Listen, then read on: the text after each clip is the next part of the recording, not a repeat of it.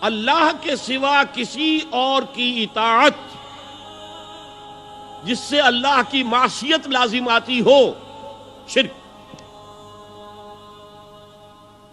لا طاعت لمخلوق فی معصیت الخالق، مخلوق میں سے کسی کی اطاعت نہیں ہوگی یہ اس معاملے میں جس میں خالق کی معصیت لازم آ رہی۔ ہاں، خالق کے احکام کے اندر اندر والدین کا حکم بھی مانو، اطاعت کرو، اساتذہ کا حکم مانو، کسی اور کو اپنا لیڈر مانا ہے اس کا حکم مانو، لیکن ناٹ بیونڈ وہ جو سرکل ہے کتاب و سنت کا، اس سے باہر نہیں۔ لا طاعت لمخلوق فی معصیت الخالق، یہ آپ الجبرے کے فارمولے کے طور پر اپنے سامنے رکھیے۔ اب اسے اپلائی کیجئے، جیسے فارمولوں کے ذریعے سے پھر بڑے بڑے وہ سم جو ہے وہ حل کیے جاتے تھے سوالات۔ صبح کا وقت ہے، آنکھ بھی کھلی ہے، کوئی اذان کی آواز بھی کان میں آئی ہے، آپ کا نفس کہتا ہے ابھی سو جی۔ آپ نے اپنی چادر یا کمبل کو درست کیا اور کروٹ لی اور سو گئے۔ یہ کیا ہے؟ آپ نے کس کا حکم پیچھے پھینکا اور کس کا حکم مانا؟ اللہ کے حکم کو پیچھے پھینک دیا، نفس کے حکم کو آگے رکھا۔ یہ شرک، اس شرک کو جاننے والے بہت کم ہیں۔ مولانا روم نے خوب کہا تھا، نفس ما ہم کم ترس فرعون نیست لیکن ایراعون نیست۔ میرا نفس بھی فرعون سے کم نہیں ہے۔ فرعون نے کہا تھا نا الیس لی ملک مصر وہذہ الانہار تجری من تحتی، کیا اس ملک مصر کی حکومت میری نہیں ہے؟ اور سارا جو یہ آب پاشی کا نظام ہے، انہار کا نظام ہے، وہ میرے کنٹرول میں نہیں ہے؟ جس کا چاہوں موگا کھلا رکھوں، جس کا چاہوں بند کر دوں۔ یہ تھا خدائی کا دعویٰ، انا ربکم الاعلی۔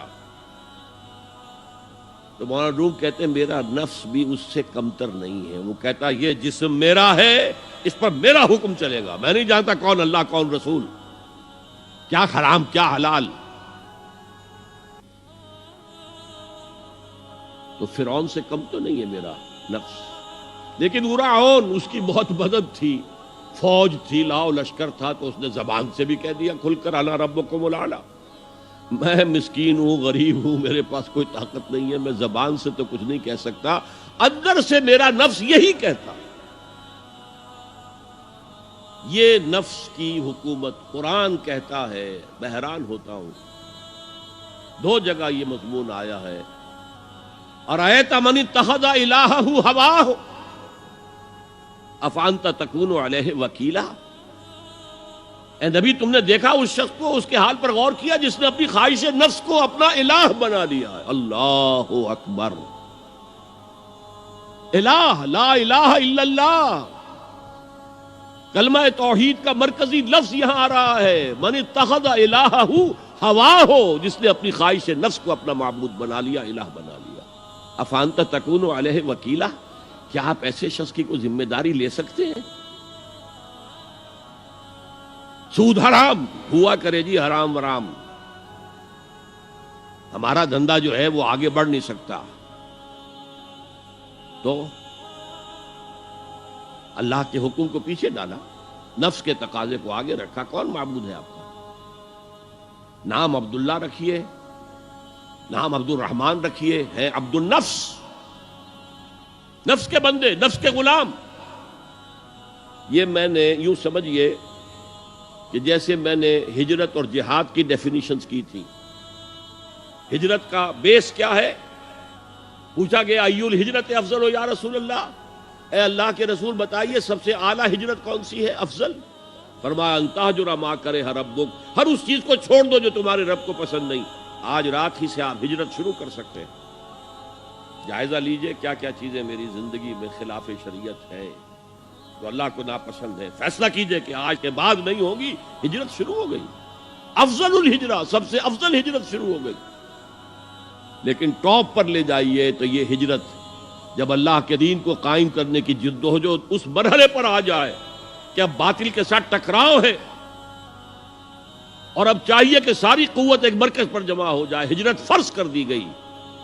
وہ ہجرت گھر بار چھوڑ کر، اہل و عیال کو چھوڑ کر، اور مکے کے بھیڑیوں کے رحم و کرم پر چھوڑ کر اپنے گھر والوں کو جو لوگ ہجرت کر کے آئے. حکم تھا. ہجرت مدینہ فرض تھی، ہجرت حبشہ فرض نہیں تھی. صرف اجازت تھی کہ جن سے سختیاں نہیں جھیلی جا رہی مزید وہ چلے جائیں. تو ہجرت کا یہ ابتدائی نقطہ، انتہا یہ.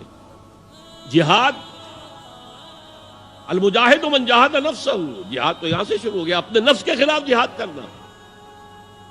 صبح نفس نے کہا ابھی سو جاؤ، آپ نے نفس کی بات کو رد کیا، اپنا کمبل اٹھا کے پھینکا، اٹھے، وضو کیا، نماز کے لیے آپ مسجد چل دیے. آپ نے جہاد کیا نفس کے خلاف. یہ افضل الجہاد ہے. اور سب سے چوٹی اوپر یہ ہے کہ جب وہ حق و باطل کی جنگ ہو تو جان ہتھیلی پر رکھ کر میدان میں حاضر ہو جاؤ. هي الحلقات تحفظني بآيات من القرآن، هي الحلقات تملأني بحب المصطفى العدنان.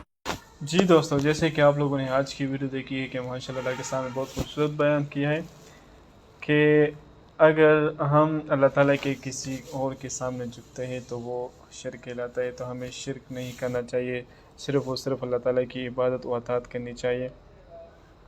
ہاں، اگر ہمیں ماں باپ کی خدمت بھی کرنی چاہیے تو وہ بھی اسلام کے دائرے میں رہ کر بھی ہمیں اپنے ماں باپ کی اطاعت کرنی چاہیے. اگر ہم شیطان کی بات مانیں اور اللہ تعالیٰ کی بات نہ مانیں، کسی اور کی بات مانیں تو یہ بھی شرک کہلاتا ہے. تو دوستو، امید کرتا ہوں کہ ویڈیو آپ لوگوں کو پسند آئی ہوگی، آپ لوگوں نے کچھ سیکھا ہوگا. اگر کچھ سیکھا ہو تو اس پر عمل کریں تو انشاءاللہ زندگی آسان ہو جائے گی. تو دوستو، اگر ویڈیو آپ لوگوں کو پسند آئی ہو تو ہمارے چینل کو لائک کریں، سبسکرائب کریں اور زیادہ سے زیادہ شیئر کریں. شکریہ.